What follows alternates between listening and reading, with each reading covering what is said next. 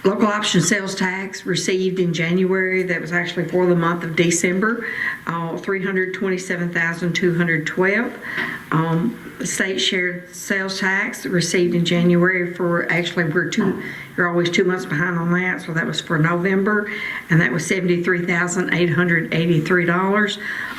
Occupancy tax received in January and early February. We have one that was a little bit late this month.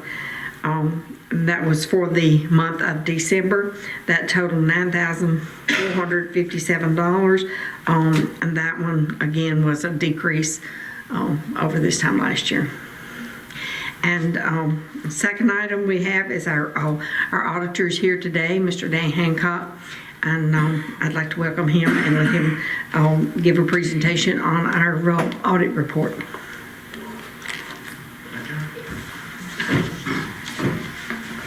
Good morning. Thank you, Loretta. Appreciate that.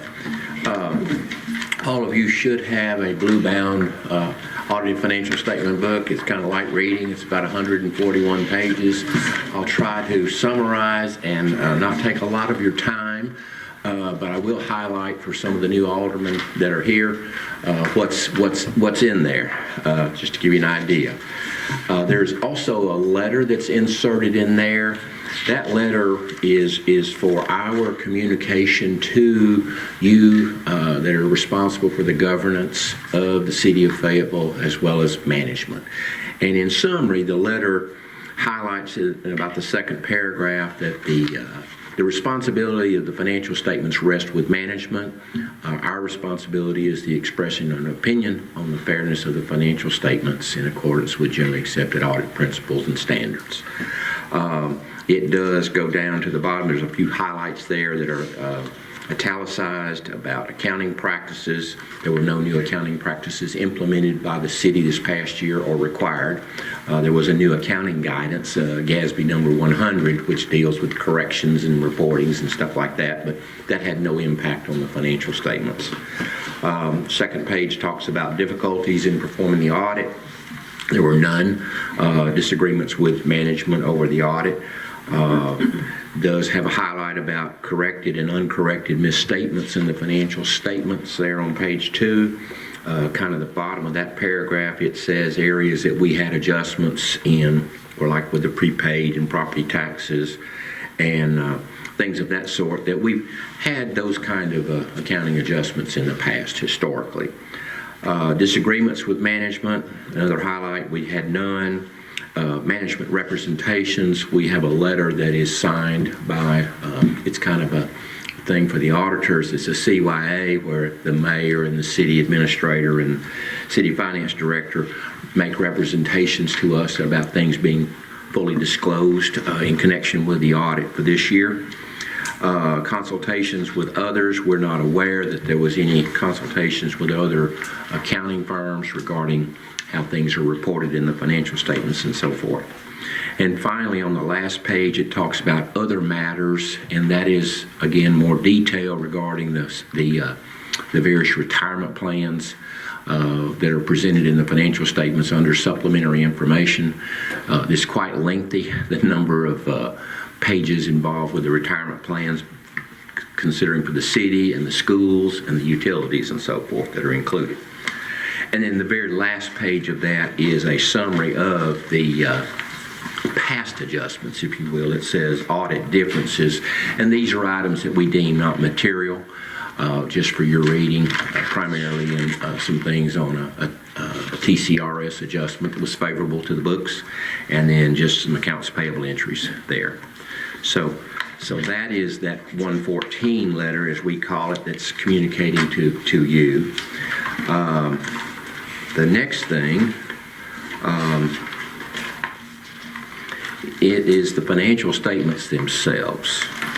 And just to, I will give you an orientation. It really, you can look at the table of contents. That kind of explains everything in there. But overall, our opinion on the financial statements that they are fairly stated in accordance with GASB, the generally governmental accounting standards, as well as the FASB on financial accounting standards. So I have the excerpt here of the table of contents. It's 2 pages, 141 pages worth of listings there, but basically it talks about the auditor's report at the start on pages 3 through 5, just to give the new alderman kind of an orientation to the statements. Then it talks about pages 6 through 12, which is management's discussion and analysis. And if you read, that's the easy read of everything that's in these financial statements. And it kind of explains at a very high level things that go up and go down. I will do a few highlights in here of some things that are in that report, those pages, but that's just some easy reading on the management's discussion.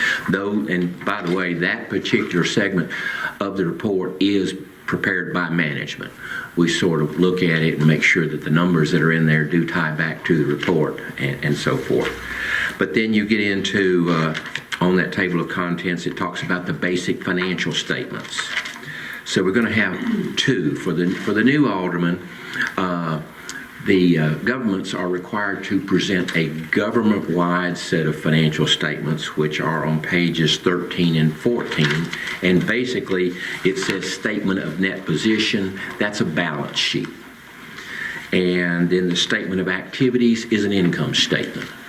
And the distinction between that statement, government-wide, versus the other statements that you see that say fund financials, is the government-wide statements convert the government's funds into a full accrual basis for format for just like on a business like FPU that is included, proprietary fund. It puts them on a full accrual for everything.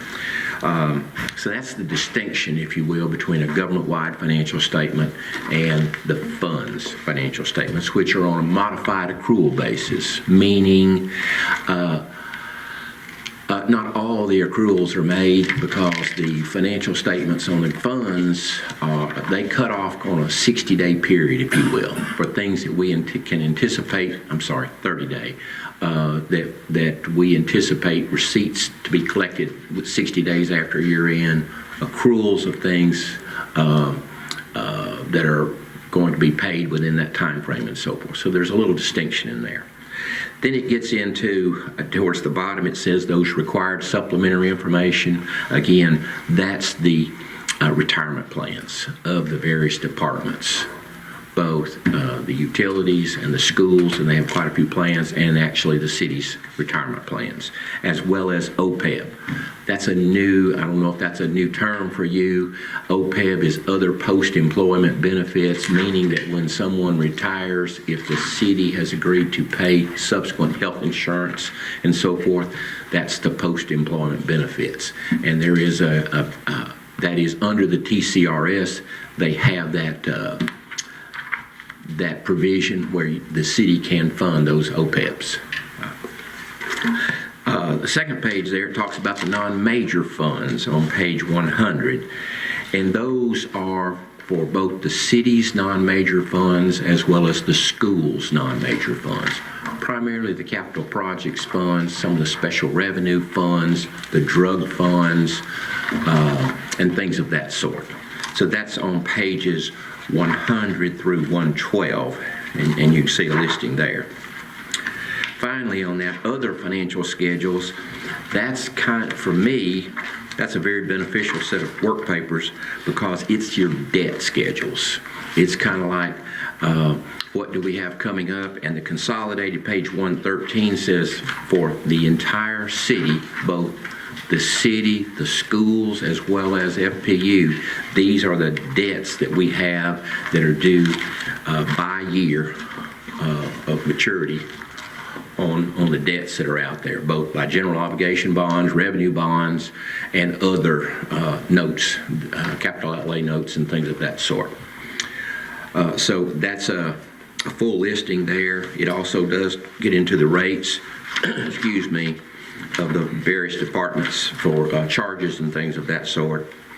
And then finally, towards the bottom We have another report, in addition to the opinion on the fairness of the financials. This is a report on the internal controls and compliance that the city has with laws, rules, and regs, as well as, compliance with those rules and regs, as well as internal controls on laws, rules, and regs. So,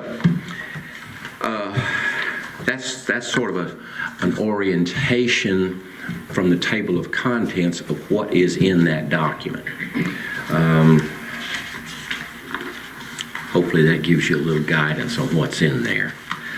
Some things that I would like to highlight that's in the report, and I mentioned earlier on the management's discussion and analysis, so I won't flip you through a lot of pages, but if you'll go to page 6, page 8, I'm sorry, page 8 of the management's discussion and analysis, and you'll see there's 2 tables there.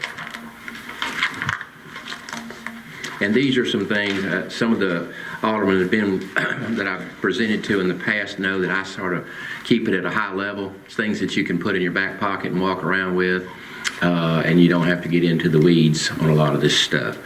But on page 8, that very top table is for a statement of net position. Again, that's a balance sheet. And it breaks it down between the government activities in the first 2 columns for 23 and 24. It's a comparative. And then the next column is the business activities, which is the proprietary funds for 23 and 24. And then in total, 23 and 24. So if you look to the very far right, the total columns, and look towards the bottom where it says statement or net position, you'll see there that in the 23 column, the totaling was $191,472,000, compared to 24, that the total is $213,166,000. So that's an increase in the position of $21,694,000 that the city increased in 2024. Now that increase, then you shift back over to the government activities, and you'll see that the government activities increased up $12,500,000, and the city or the business activities increased 9.1. Those are the 2 components of that $21 million. Now that $12 million, and again, this is a high level, it's not into all these details in the various accounts and so forth, but the primary change for the government activities was due to $10,161,000 of bond proceeds that the city received, or the schools received, from the Lincoln County bond issue, and this was the city's part of that. Another part of it was just the change in the net pension assets and liabilities and so forth. And again, this is a whole lot of work that's done at the state level by actuaries and so forth, and what's needed to be funded and what the investments are and things of that sort. So they call, it's like 3 components of it. It's an asset, a pension asset, it's a pension overflow, and then a pension outflow and inflow. So the net of all that was about a $307,000 increase in pension assets for the government activities, both at the city as well as the schools. Okay? And then another item in there was the decrease in payables at the city side of about $1.9 million, and that's primarily because of some paving projects and the completion of the Don Davidson. The payments had to be accrued at 23 in payables, and they were paid in cash in 24 years. So that was a decrease. So that made my assets go up. Okay. So then over in the business activities, there was a $9.1 million increase there. And again, this is the proprietary funds, and primarily it's the utilities. And I'm excluding the sanitation fund, and I'll come back and clarify that in a minute. But that $9.1 million by the utilities was primarily 6.4 increase in capital assets, as well as decrease in debts of about 3.2. That made their numbers. So that's the big changes in the balance sheet, if you will, of the city. And I mentioned I moved, and in the detail of the statements, the sanitation fund is operated by the city, but it charges for services, so it's considered a business activity. And it is presented with a column format by FPU and then by the sanitation fund. But for looking at things, I tend to, for the board, I move those over to the city's assets because it's a government activity type. I'm just putting it over there. And the reason I'm saying all that is if we drop to the next section, next table, it says a statement of activities. And again, it's the income statement, and it splits it between the government activities and the business activities. Now, things are not going to tie here, and I'll explain why. If you were to go to, well, that page at the bottom,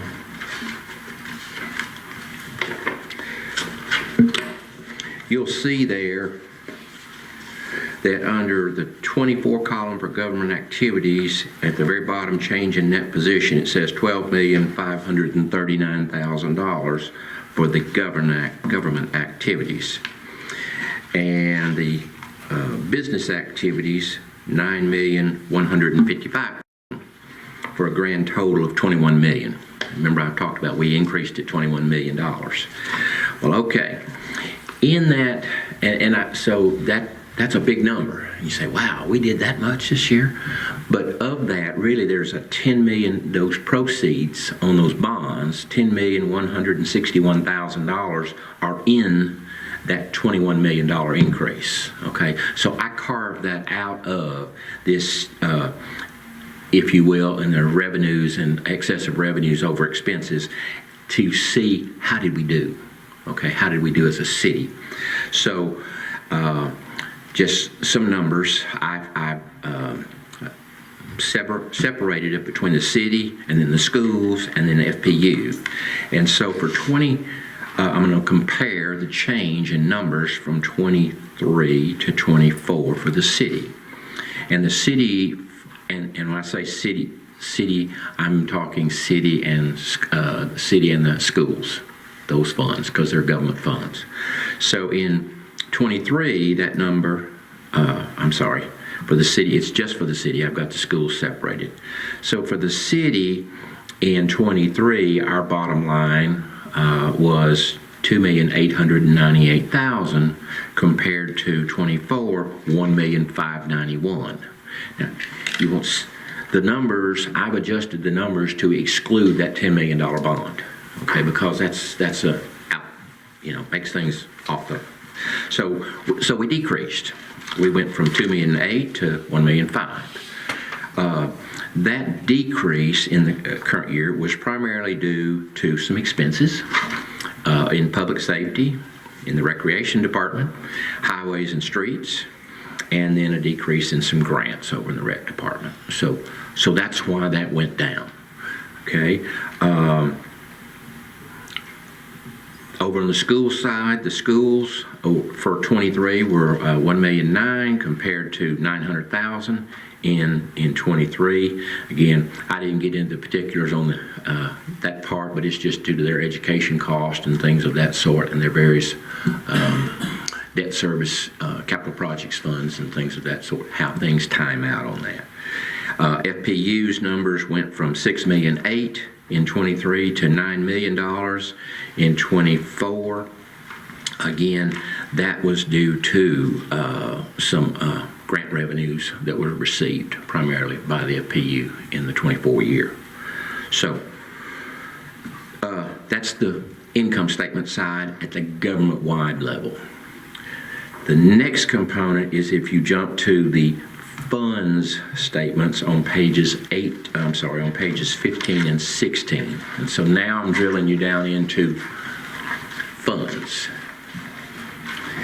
And I'm, again, just a few comments right here. If you go to that page, because you're going to say, where did you pull these numbers?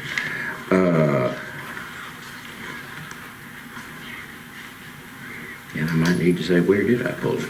But if you were to look on page 16, and you go to the total column for government funds, and you go down to the very bottom, third line up from the bottom, you'll see that it shows $11,393,000. Again, I'm going to deal with, in that $11,393,000 is that $10 million bond issue. So again, that $10 million bond issue just permeates all through this thing. So if you pull that out, and then you look at, okay, what did the city do on the government funds? What did the schools do? And what did FPU do? And the schools and the FPU they're the same. The numbers are going to be the same, but it's the city that's different. So the city number, and so in the city number, you'll see a negative. It shows a negative on the general fund, $657,000. Now, there are other non-major funds that roll it back into that number. So when it's all said and done, from the city's standpoint, their bottom line on the funds level was $446,000 for 2024, compared to about $600,000 the year before. So it was a decrease. Again, that's just due to some changes in some operating expenses and some revenues and so forth as to why that's like that. So I won't get into the details on it. Now, I'm getting close. I'm saving the best for the very last. A couple of things. I'm going to jump to cash. And this number that I'm going to share with you, get this out of the way. I believe it's going to be on page 13. That is the balance sheet, if you will. This is at the government-wide level, and this is cash, and it's just adding up some things. So take my word, this is going to be a good number that I'm going to give to you, okay? Cash for the city is $12,675,000 compared to the year before, $13,523,000. So slight decrease, $800,000.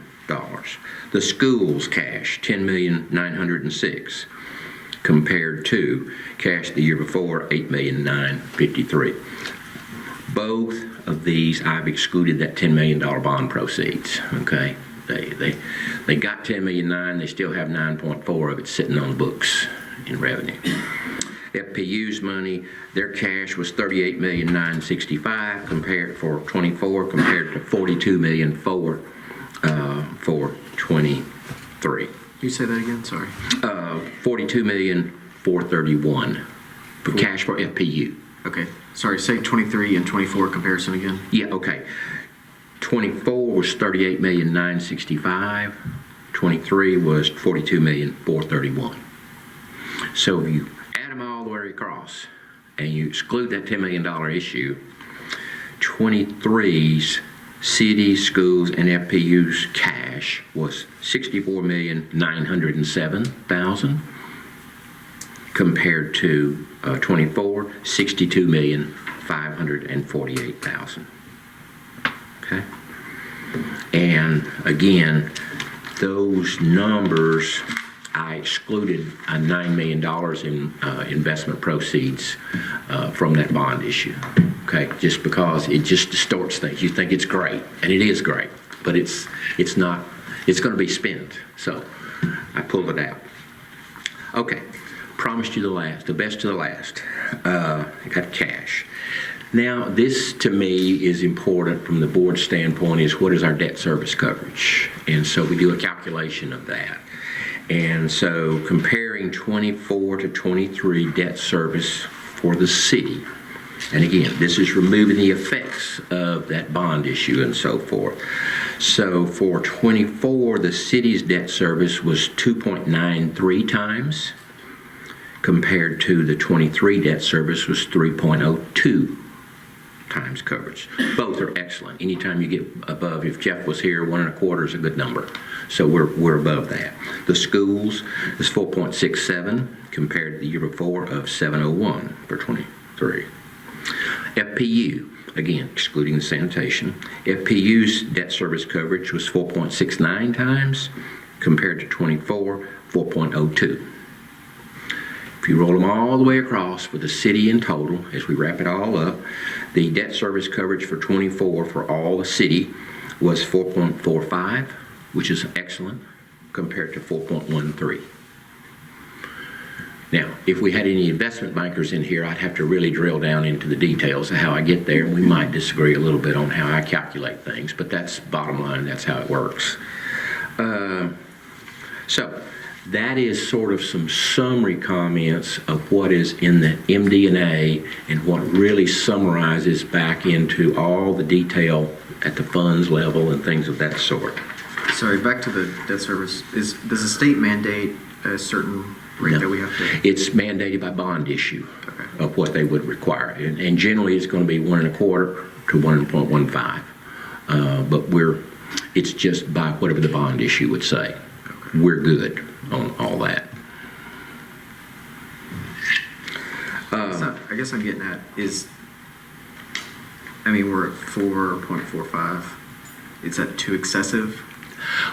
No, that's awesome. Okay. When you go to the bond market Right. and they start looking at that and they say your ability to generate and pay your debts, you can cover them 4 times. Okay. So now, what that means is you might say, well, we can spend more money. Be careful on doing that. But that is, just drill it down to when you're thinking about a debt, on a mortgage, and you go to the bank. The banker was sitting here.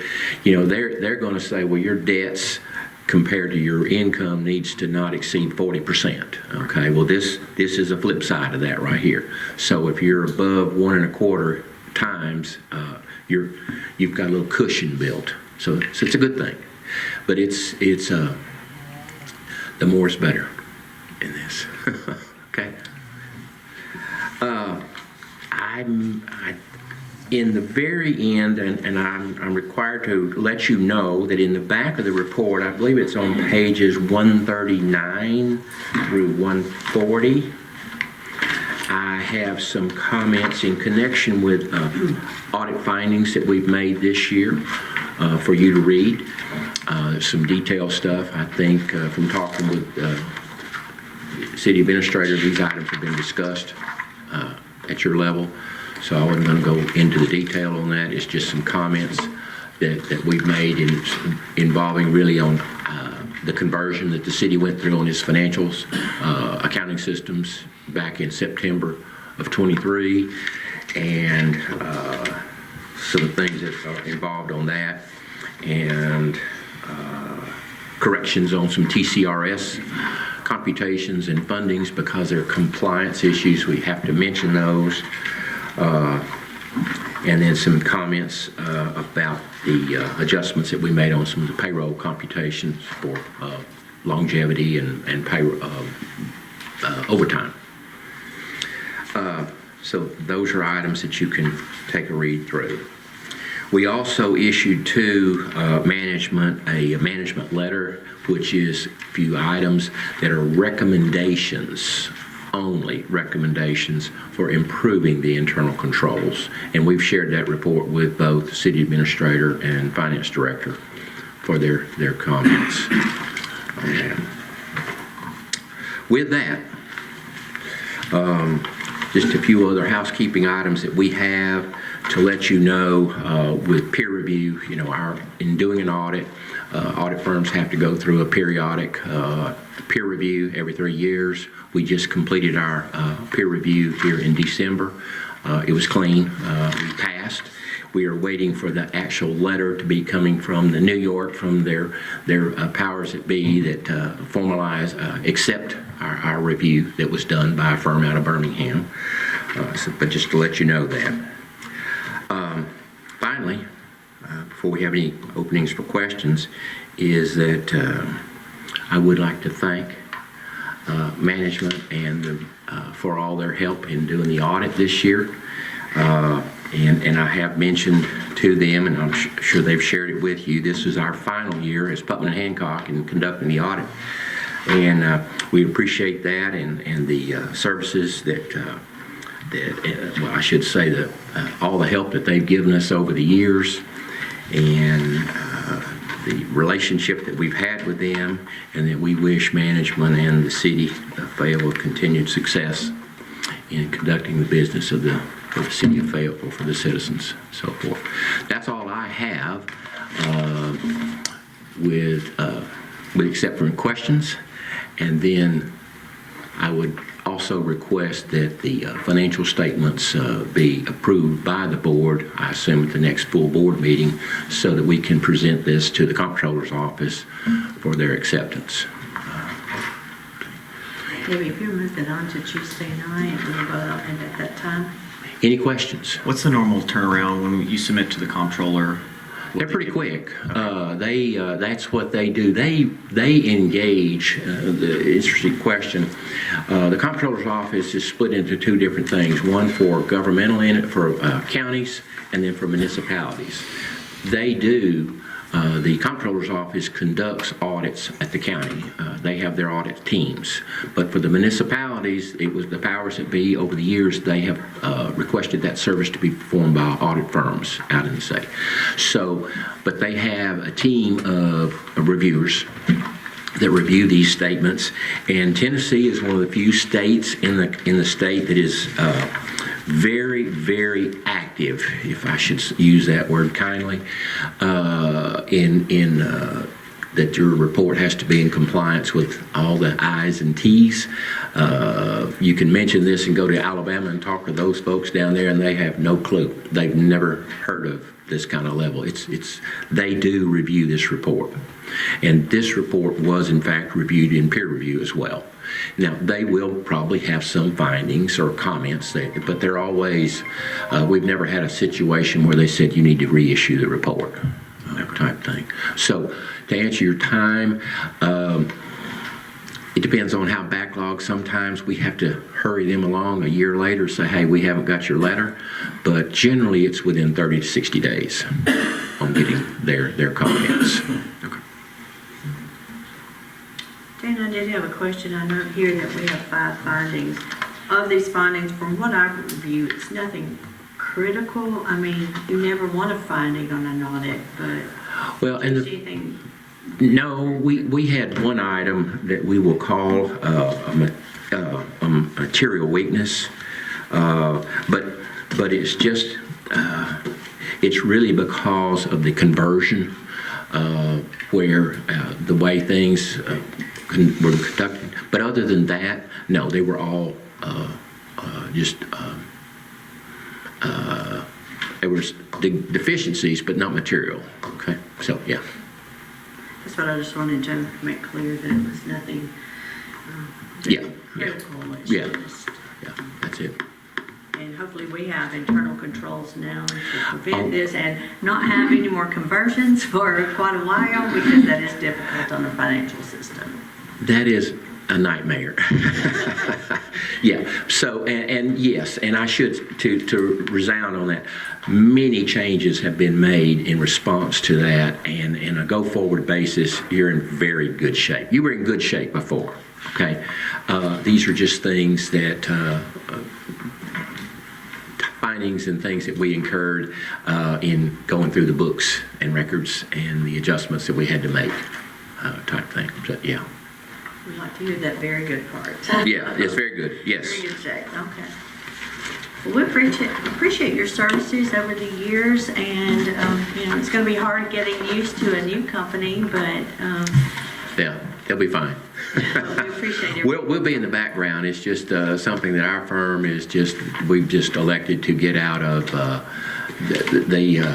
powers that be, the regulations and so forth have regulated out the smaller firms. So we've just decided to move along in that department right there. But we're also, as I've mentioned to Kevin, we can still provide accounting services, not audit. We just can't put our opinion on it anymore, type thing, after this one. And it's true that FPU and Fayetteville City School are also going through a change. Yes, they are, and changing auditors as well. Okay. Yeah. Mm-hmm. Okay, thank you. Thank you very much. Thank you very much. Thank you for your help. Mm-hmm. Okay. Bye-bye.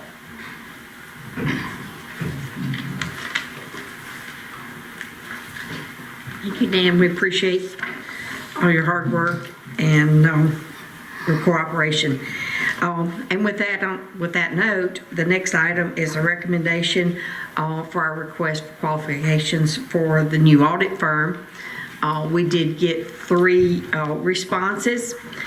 We have evaluated those responses based on the criteria that was set forth in the RFQ. And based on that, our recommendation is that we go with the Matlock Clements, which is a firm out of Murfreesboro. All 3 were good. We got some good responses, but we felt that this firm would be the best suited for our needs. Do anybody have any questions on the? I think you were given a copy of the responses and. We'll need to move that on to Tuesday night for the board to vote. The next item is the budget amendment. There are 5 basic items that are included in this budget amendment. The first is a donation from the Leadership Lincoln that for the baby box and the related expenditures for that. For the baby box for that project. The next was the board approved the attorney's health insurance. This is to actually put it in the budget. The third item was some building maintenance issues at the back of this building. There was paving and parking. You noticed some of the striping, and this is to help with. This is to do a budget amendment to cover those expenditures. And the last item was a $15,000 donation we received from a business, and that was it was earmarked to go toward tourism. Do I have any questions on the budget amendment?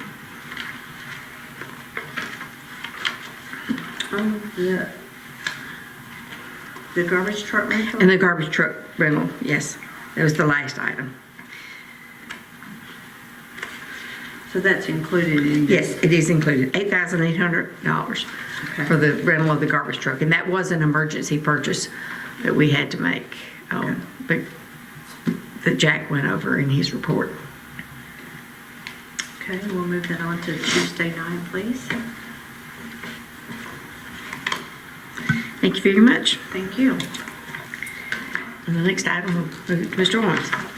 And Mayor, before I do the last finance item, I do want to tell the board members, if you all have any questions on the 3 proposals, please contact either Debbie, Loretta, or myself. We did assess all 3 of them and just determine reasons that we thought the recommended firm will be best for Fayetteville. But prior to Tuesday, if you have any questions, just call either one of us. We'd be glad to talk to you. But as far as the item that I have to present for the finance is the Camp Blunt lighting. And in this particular situation, the city has been paying some of their bills to FPU since Camp Blunt has been created.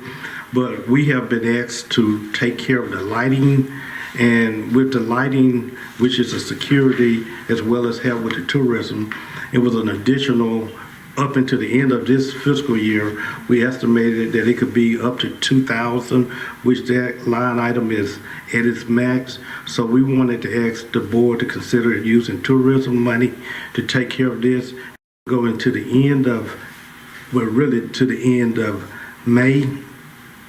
Come this summer, we have to we have to revisit the contract, but we wanted enough money, or we're asking for enough money to take care of the additional lightings that Camp Blunt had on a security project out there. So that increase was 2,000? At a max, yes, ma'am.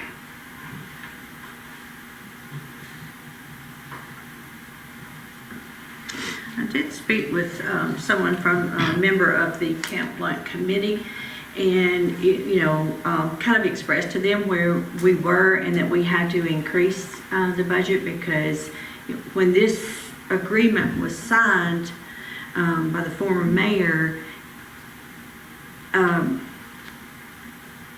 it was just lighting. There was not an amount or a max amount. Right. Included. As Camp Blunt has grown and they've added additional lighting, whether it be for security or signs or whatever, that has caused that amount to go up. So that is something that we'll need to look at on the Camp Blunt agreement that we'll sign with them. They are aware of this issue and the kind of the city's position of this, that will, because they, for future planning for them, if they like the statue, if they like other things, as the bill come back to the city. So this is things that both their board and this board will need to address in the Absolutely, agreement. yes. Thank you, Kevin.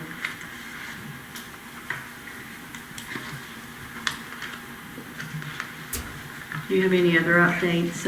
I guess I go into the administration report. Okay. If you don't mind, but I'll start with Alderman Faulkner's question about where are we with the new side of the sidewalks. And that's a good question, good timing. Last Wednesday, very good timing.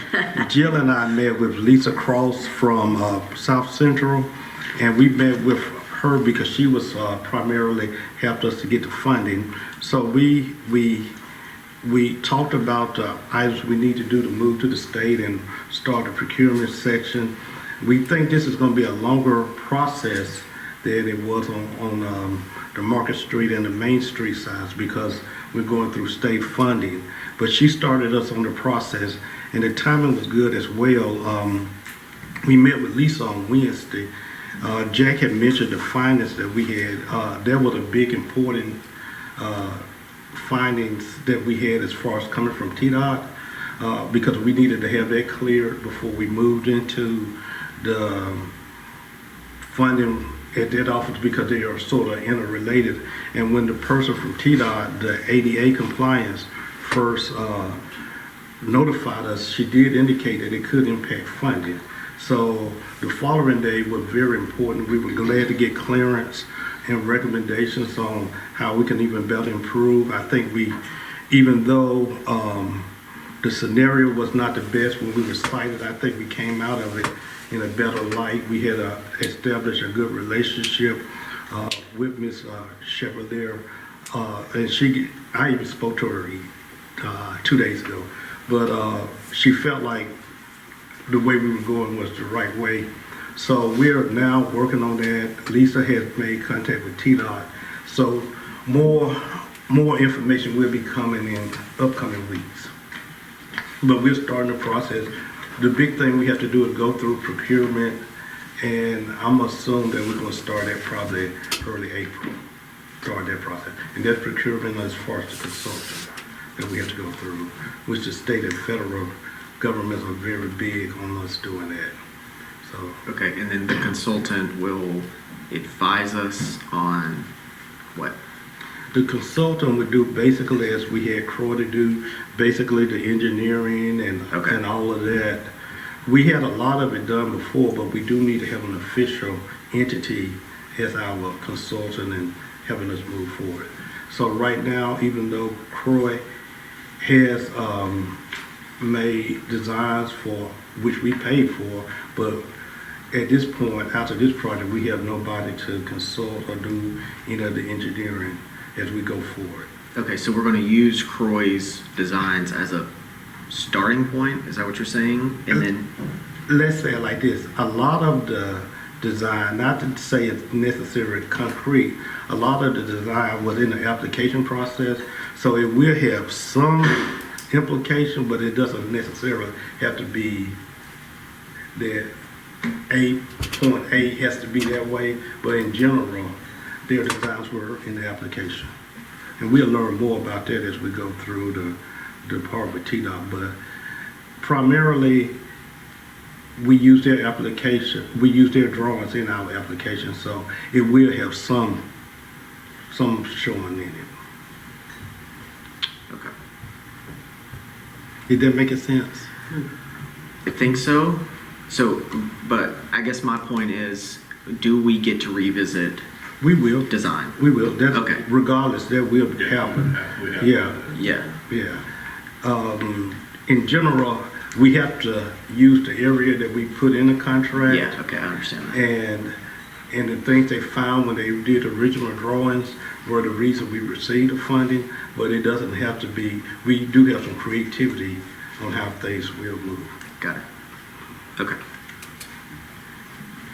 We had to have a basic showing of what we were planning on doing and what we were, the continuation of the other project to Yeah. apply and the funding be approved, but it's not It's not set in It's stone. not set in That's it. stone. It was Right. funded because we gave them an overview of what we'd like to do. correct. We have to use that general area, but we can modify how that area is done. I mean, we can't say, hey, we want that money, but now we want to go all the way down in the curve, you know, so we have No, to yeah. say, we're gonna work on that part. Yeah, okay, so within the procurement process is when we'll set out a budget for either a new design firm? I'm trying to figure out where, Well, and they're more like project managers. Okay. As we go through this particular project, when we have, they're sort of our liaison between the construction company, when we had to do some different ways of engineering, they handle all of that stuff, but they sort of give us advice on how the project is supposed to go forward, and a little bit of just the project management, Yeah. making sure the invoices are received, just all general stuff. The mayor mentioned earlier the landscaping, so they will have some stuff there. But regardless of who wins the procurement, this board will approve what their terms and their scope will be. okay.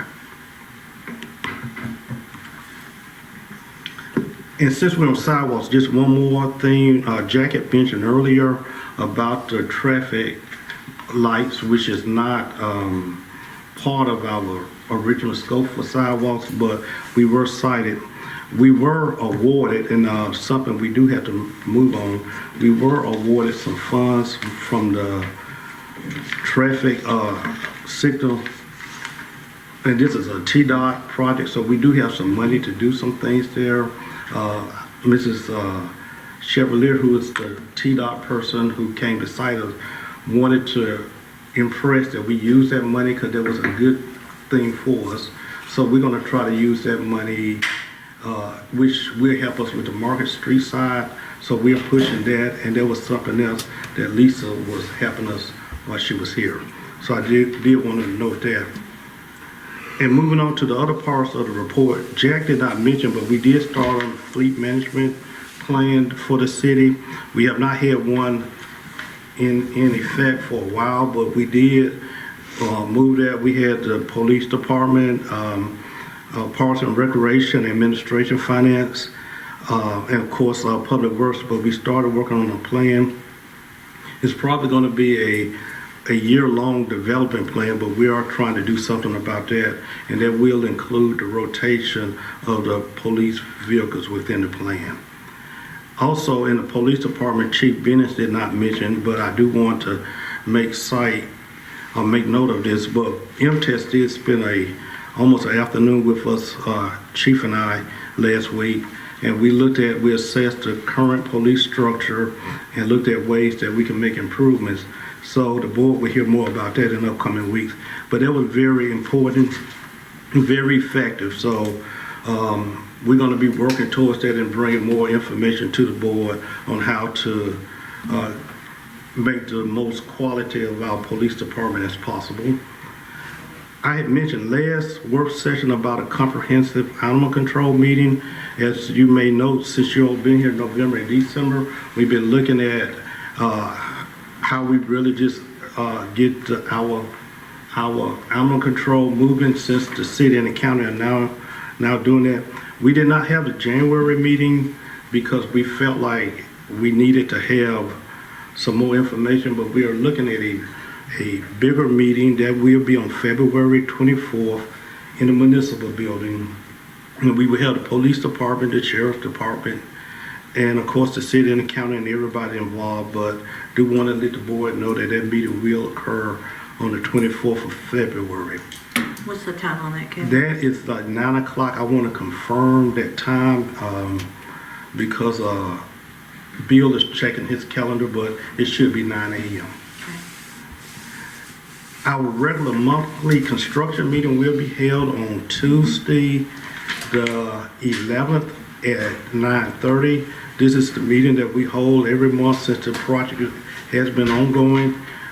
As far as the construction of the sidewalk, we're coming toward the end, but we've been having these meetings every month, and it will be held again at 9:30, and that's where all the concerns are presented on the sidewalks. We're also working on strategic planning. I hope you received my email. That will be on March 22nd. Right now, the time is from 8 until 2:30. MTS has been working with the mayor and I to set the format, so you will be receiving information on that. They were here 2 days ago, and they are planning to be here in about 2 weeks. So any concerns you all have as far as the format, please let us know.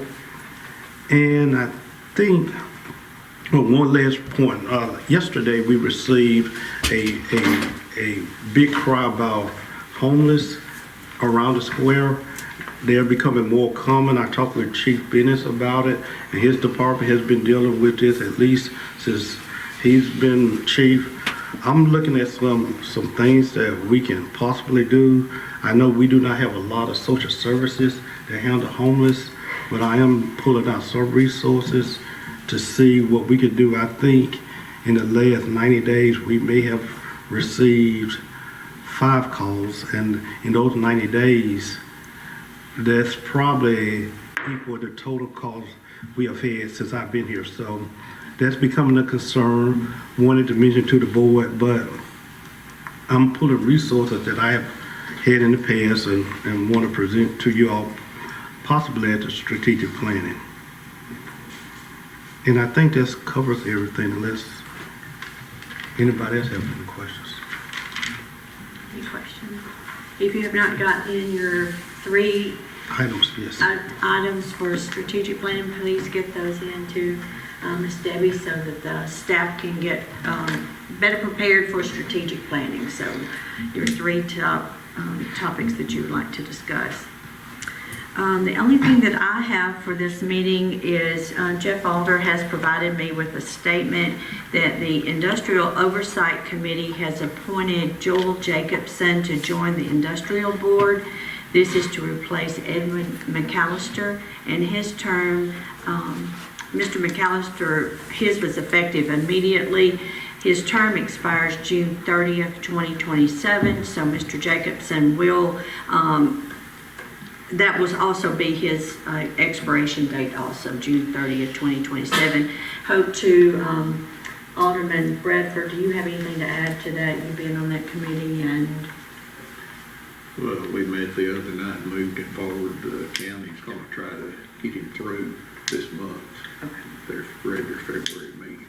So you will be given a, Mike and Bradford here is also on that committee, giving us a short bio on that before the board meeting. So if you do not know Mr. Jacobson, he will be presenting you with a short bio for this appointment of the Oversight Committee. Do we have to approve that, or is that at the discretion of the committee? Board has to. The committee has the discretion to move the person forward. They look and search. The Oversight Committee is 3 county, 3 city. And, so if the county has seats, they will bring those forward for our alderman to approve. Same thing. If it's a city seat, then the city alderman brings a name forward, presents it to the county and to this board. Okay. And they've met the 50-day requirement, so they're going to present theirs at their upcoming meeting next week. But we didn't meet that typically, so we're going to have to push that to March. Is that correct? I'm not sure about a 50-day. We'll have to check that out. I have not seen that in anything. Okay. The last thing that I have is, this is just for a matter of information. This is the Fayetteville Housing Authority Board. I would like to advise the board that I will be appointing Regina Monty to the Federal Housing Authority Board at the February meeting. And Ms. Monty is replacing William McKinn. And Mr. McKinn's term expired February the 2nd, 2025. This is a 5-year appointment. This particular seat must be a local resident of the Housing Authority. So I work closely with the director of the Housing Authority to come up with a resident that will serve this board well. This does not require board approval, but I always want to keep you guys informed. So. And with that, that's all I have, and this meeting is adjourned. Thank you.